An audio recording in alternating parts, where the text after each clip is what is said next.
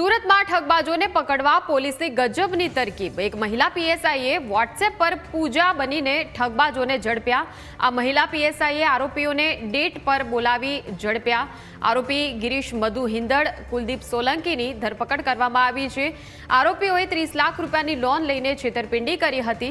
સરથાણા પોલીસની મહિલા પીએસઆઈએ આરોપીઓને આ તરકીબ વાપરીને ઝડપી પાડ્યા છે।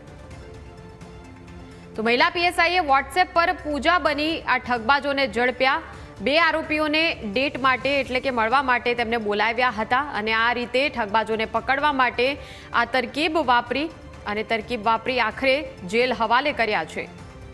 वॉट्सएप पर पूजा बनीने आरोपीओने डेट पर बोलावी तेमने झड़पी पाड्या।